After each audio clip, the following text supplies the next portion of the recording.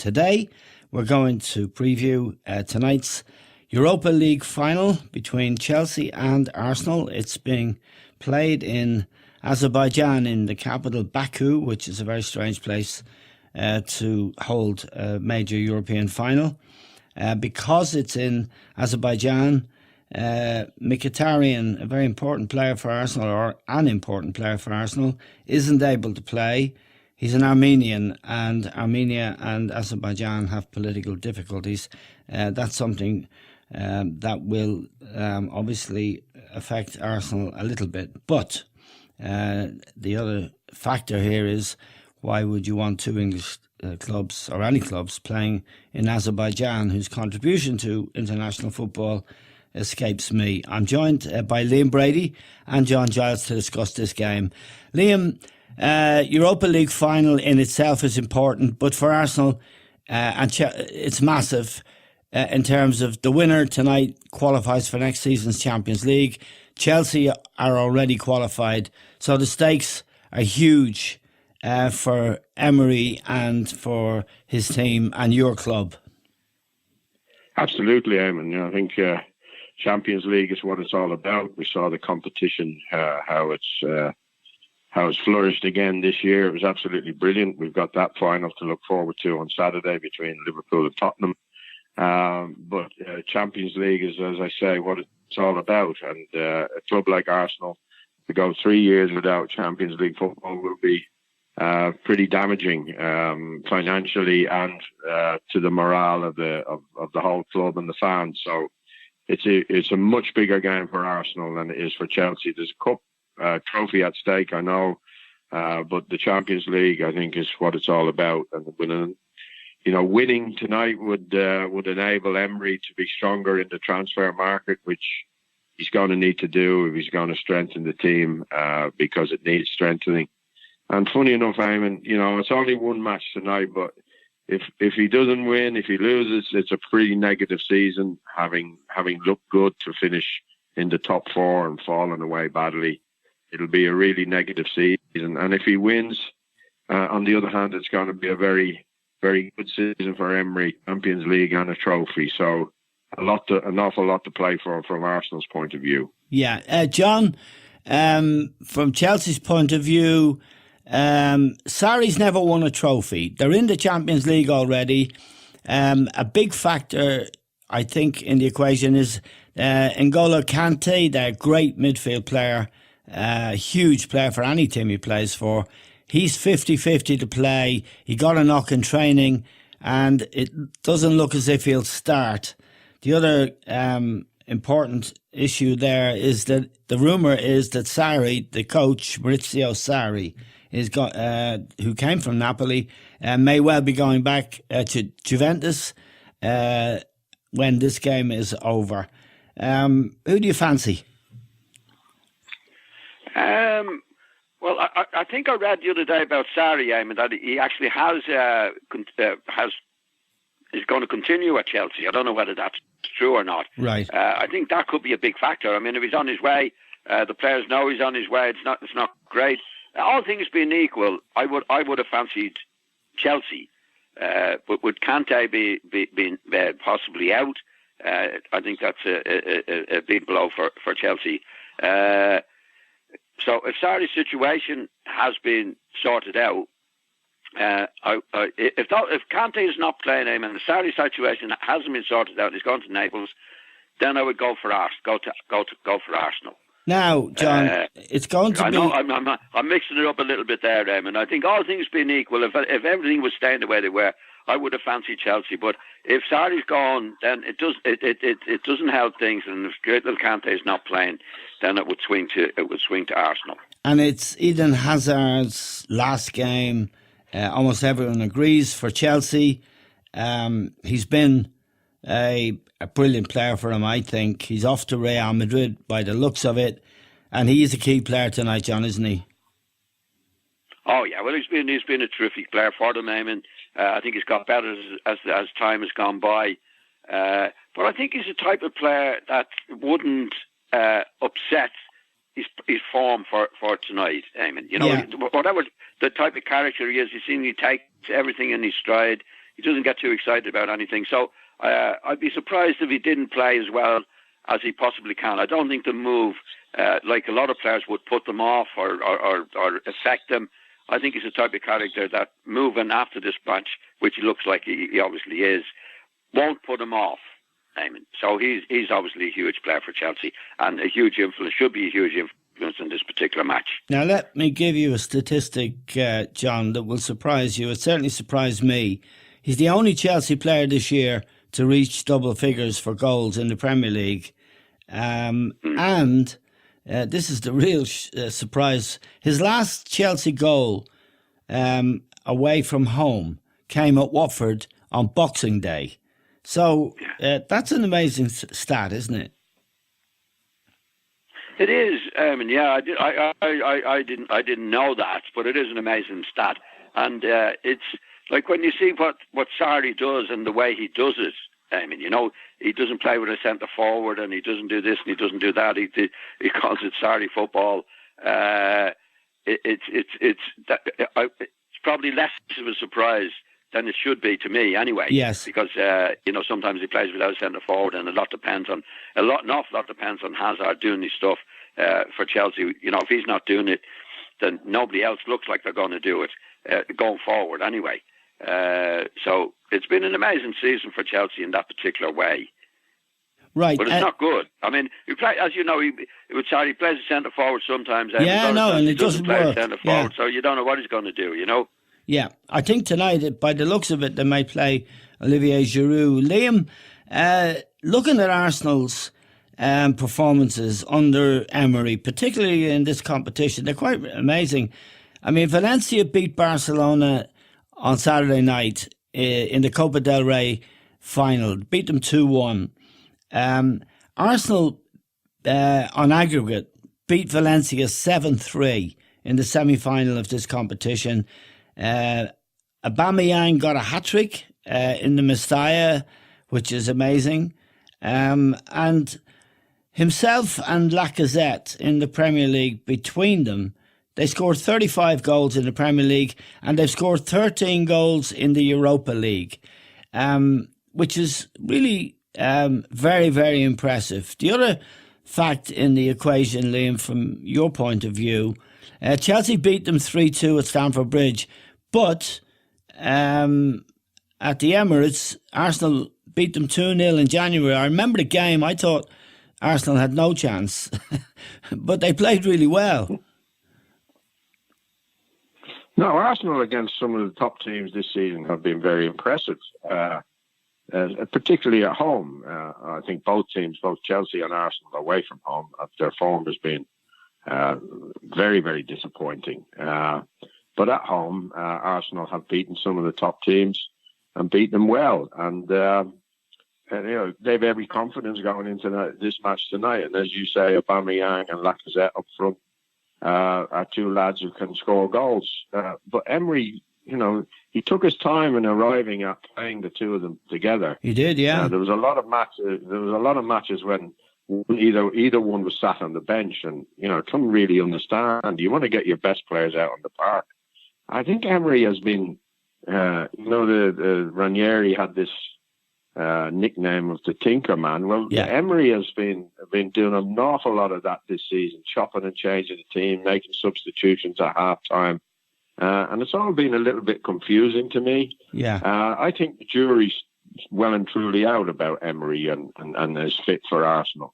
But as you say, the two lads up front must start together tonight, and they can deliver the goals. But Arsenal's problems are haven't been in scoring the goals. The problems, the start problems, are that they're not very, very good at the back. And Chelsea, with players like Hazard and in particular, and some of the other attacking players that they have, could cause Arsenal really big problems. But it's a very close one to call as regards, whose favourite Eamon is very, very difficult to pin. Yes. There are two sides that on their day can be very good, but they can be very average as well throughout the season. Let me ask you about Lacazette and Aubameyang, Liam. Aubameyang came from Germany with a big reputation.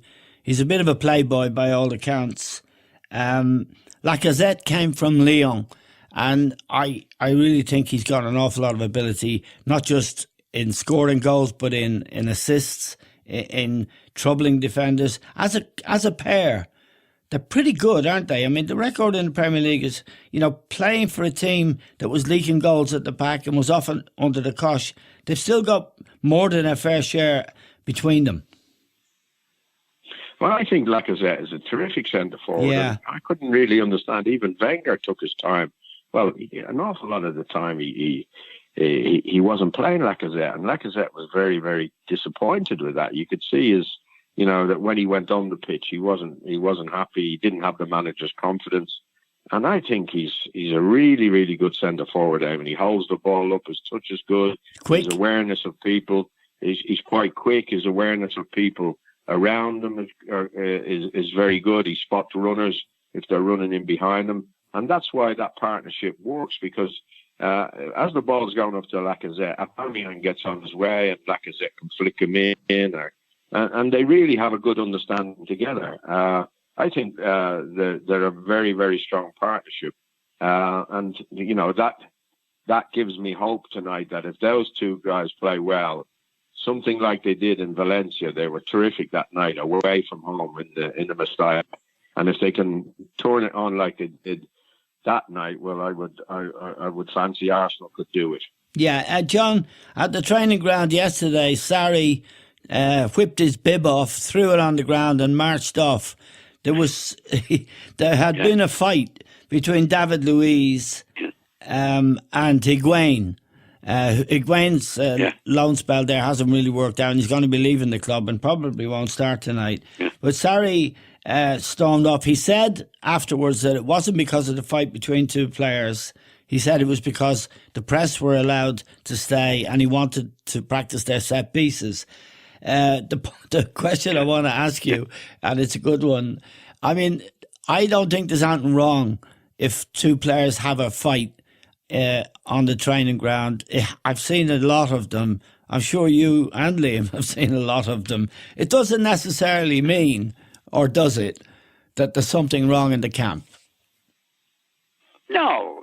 It's first of all, it shouldn't come out, Eamon. And you say Sarri was annoyed because the press were there. Yeah. And I don't blame him for that. I mean, why would they have to let the press in? Obviously, it must have been a rule that they had to let the press in. They did, yeah. If the press hadn't been there, you wouldn't have known about the fight. As in lots of clubs, I mean, there's been, when I played, there was fights on the training ground, but the press wasn't there, so nobody knew about it. Did you ever have a fight?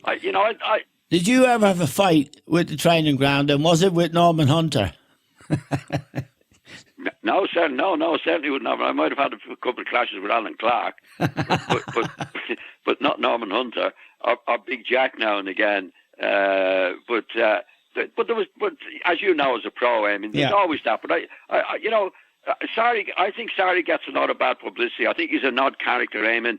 But I like him somehow or other. He is what he is, and he does what he wants to do himself, regardless of what anybody's saying about him. Yeah. And now, as what he was saying yesterday, it wasn't because the players had a row. He'd be used to that himself because he's in the game long enough. It's the fact that the press were there and then it was going to be blown up, and he was objecting to that.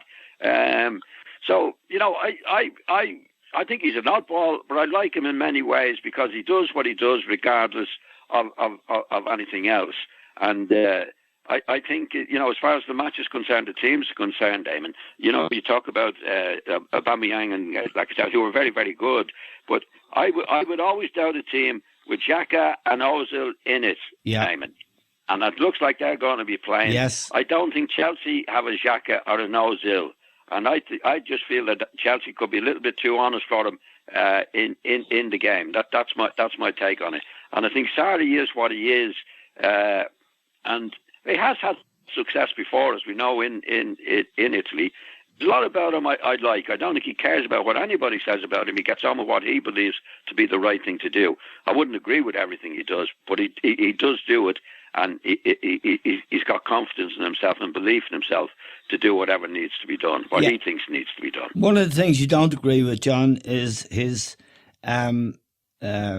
love of Jorginho, who replaced Kante in the middle of midfield. You don't think Jorginho is much of a player. Sarri brought him to Stamford Bridge from Naples, where he'd been his player, and continue to have faith in him all through the season. And tonight, if Kante is missing, I would say that's a weakness for Chelsea, because I don't think Jorginho can be competitive and can control the game from the position that Sarri wants to play him. No, I would agree with that, Eamon. I think he's an overrated player. He's got great belief in him. But is he as good as Xhaka and Ozil, Eamon? You know, in the I'm talking about the Chelsea midfield now, whether it's Willian playing in there, somebody else playing in there. You know, I still think Chelsea could be better in the middle of the field, even without Kante. Kante in there definitely would be better in the middle of the field. And I'm only trying to read it, but I don't trust Xhaka. I don't trust Ozil at all. Yeah. Whereas Jorginho is what he is, but I would trust him more in the middle of the field. And I need a Chelsea midfield players than those two Arsenal midfield players. Yeah, Liam, one of the players that's been, I think, an outstanding success for Arsenal this year is Torreira, the Uruguayan little terrier. He's 22, and I think he's a really outstanding player. What do you make of him? Yeah, I like him. He's one of the few good buys that we've had in the last few seasons of recruitment. I think he's an honest player. I think he could really do with a good player alongside him who he can, win the ball and give it to. Yeah. I don't think he's a creative player, but he's a full, whole-hearted player who gives you absolutely the maximum, and he can dominate players. And, in midfield, it might be with Kante missing that it's Ross Barkley and Kovacic and Jorginho. And, I would think that would kind of even things up. I agree with John. Xhaka and Özil are not my cup of tea either. But, if Kante is not in there, that gives Arsenal a much bigger chance of at least matching Chelsea in midfield. Liam, to go on to go back to Sarri, I'm a bit like John. There's something about him I like. But it's a difficult club to be managing at any time, Chelsea. Yes. But particularly in the last season or two, where it seems that Abramovich has lost interest in him, and Sarri doesn't know, whether he's going to get the push after this game tonight. You can't be going into games like that and under that kind of speculation. It's all wrong, but it seems to go hand in hand with how Chelsea is run. I'm hoping that that uncertainty will mean that Chelsea don't perform on the night and Arsenal can do it. At least Arsenal are kind of stable at the moment. Yeah. Chelsea, they're talking about Frank Lampard coming in as manager. If Sarri doesn't win this game tonight, it shouldn't really be down to that, but it usually is with Chelsea. So I think Sarri looks like someone who wouldn't mind a payoff and going back to Italy and getting out of that kind of situation. Yeah, I wonder is John likes him as he used to be a bank manager, but we'll get back. We won't talk about that now. Liam, the mystery of Özil. This is a player who played in the World Cup winning team in 2014, the German team. He was brought to Arsenal. I'm not sure if it was Wenger's idea, but he certainly sanctioned it, and he also somebody sanctioned giving him 350 grand a week, making him the highest paid player in the club. Is it that he doesn't care, or is it that his style is deceptive, and that at times, and I've seen him in games, and this may be that kind of game tonight, he can be devastating in terms of creating chances and opening up teams? I haven't seen it that often against the better teams, I think he's one of those players that if you're up against opposition that you're able to overrun, then you'll see Özil really shining. And I think that goes not only to how he plays with Arsenal, but that's the way it was with Germany as well. When things were tough for the Germans and they were in difficult matches, you didn't really see him, Yeah.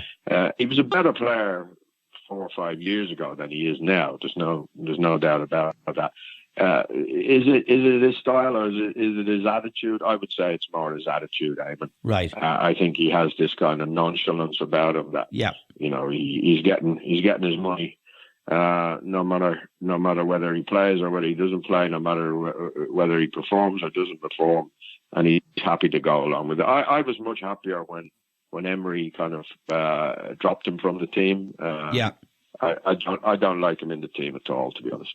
Now, Olivier Giroud, Liam, former Arsenal player, it looks like he might start tonight because Higuain hasn't really, he hasn't really done his stuff in the loan period at Chelsea. He's a dangerous player, Giroud, and he has a knack at getting important goals. Am I wrong? Man, he doesn't get many goals. Like he's got to be the only centre forward in the World Cup where his team's won the trophy and he hasn't scored a goal. I don't think he had a shot on target. Right. But he is a big lad, and he for balls coming up from back to front, he can protect it. He can flick on with headers and things like that. But I didn't think he was much of a player. I don't think he was much of a player at Arsenal, and he's hardly in the team at Chelsea. I hope I'm not tempting fate, but if he plays, I wouldn't be too unhappy about that. Okay, Liam, John, Olivier Giroud. Yeah, well, I like him. I would agree with Liam, and I think you agree as well. He doesn't score many goals, but from Chelsea's point of view, he does give them a shape. Yes. If he's not playing and Higuain is not playing, then they push Hazard forward, and I think it disrupts Hazard's situation in the game, Eamon. So, although he's not going to score a lot of goals, he does give them a way out by knocking the balls up, and he brings players into the game. He's not useless in terms of the general play. He's not good as far as scoring goals is concerned, but he does give them something. And I think Chelsea are better when he's in the team, because Hazard can come deeper and play in the position that he's best suited to. So it's a difficult one for Sarri. Does he do that, or does he play Higuain, or does he put Hazard forward? I have a feeling that he will play Giroud and let Hazard go where he's best suited. Yeah, and then you have a contest, Liam, between Hazard and this young lad, Maitland-Niles, who looks to me like a very good footballer. He's a wing-back, but not a great defender. Is that accurate?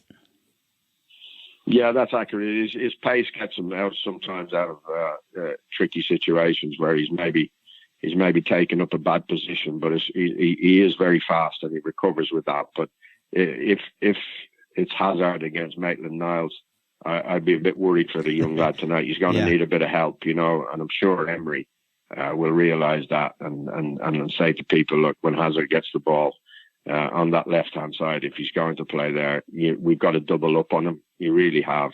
Right. He's the key for Chelsea, without any doubt. If Arsenal can stop him, they can win the match. Yeah, John, I agree totally with Liam there. And another point worth making is that Emery has won the Europa League 3 times with Sevilla. And I kind of fancy Arsenal because, as Liam says, that if you take Hazard out of it, what have Chelsea got, Well, he's not out of it, though, Eamon. He's there. I trust you to be logical. But see, Arsenal have a dodgy defence, Eamon. They're not good at the back. Chelsea are much more secure at the back than Arsenal. Yes, they are. I think, again, to go to the Hazard, Xhaka in the middle of the field. Don't trust them, or Özil, I should say, in the middle of the field.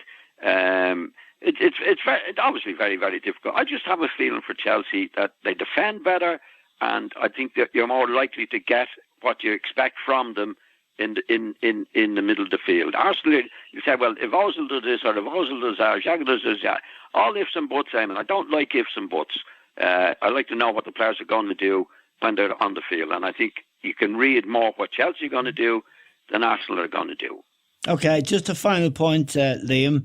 I fancy Arsenal because I do think Chelsea might struggle to find a goal.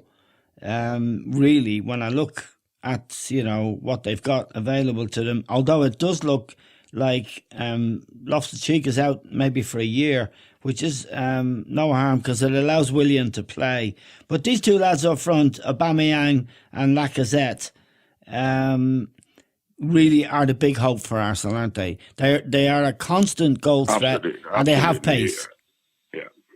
Yeah, they're a good partnership as well, Eamon. As I said, they've got a good understanding, and we've us three have down through the years have talked so much about David Luiz that we could write a book, couldn't we? And if he could be the weakness for Chelsea tonight. John, probably the setup for Chelsea is stronger, the shape is stronger, but David Luiz is liable to do anything. And I think with Aubameyang and Lacazette lies the key to Arsenal winning the game. I want Arsenal to win so much, Eamon, not only for the trophy, but to be playing in the Champions League next year would turn an average season into a great season. Yeah. But I'll be keeping my hand in my pocket. I'm not having a bet. Okay, John. Just a final point. Petr Čech, his last game tonight. For in his career, I think he's going to go back to Chelsea, where he was, magnificent. He's been a great pro, and the other keeper in the Chelsea goal, Kepa, who costs over 70 million. I think he's not very good. He doesn't have a presence about him. He doesn't come for crosses. He's very strange and always liable to make a mistake. But Petr Čech has been a great pro. He's been terrific, Eamon. I think he suffered in the last season or two where it's become fashionable, as we know, to play out from the back. Yeah. Eamon. He's not good at that, but what he is, that is what goalkeepers could be doing, is stopping goals. Yeah. I think the playing out from the back is overrated, but you find now that they won't sign goalkeepers, people won't sign goalkeepers unless they're really, really good on the ball playing out. But I think Čech has been a terrific player. I mean, in all Chelsea's he was absolutely brilliant, and I think he's been very good, even for in recent times for Arsenal, because you can depend on him. He's a really good goal stopper, and that's what I think goalkeepers. That's how you judge them. But as a player and as an individual, I think he's been a credit to the game, Eamon. Yeah, Liam, I'm sure you'd echo that, and it would be nice for him to walk away with a big trophy. Yeah, he's been. He's been a great pro, as John says. Probably better at Chelsea than he was at Arsenal. His form over the last couple of years meant that they went into the transfer market and bought another goalkeeper. He's had a good season this season in the Europa League, and he's played really well. He's looked competent. He's looked safe. I think the defenders like him as well. That relationship between the defence and a goalkeeper is very important, and I think the Arsenal defenders like the presence of Čech, where with Leno he's liable to do some crazy things. So it would be great if he could finish up winning a trophy in his last match of his career. He's been a credit to the game. Okay, well, I'm not keeping my money in my pocket tonight. I'm going to back Arsenal, Liam. That's the kiss of death. Thanks very much, Liam, for that.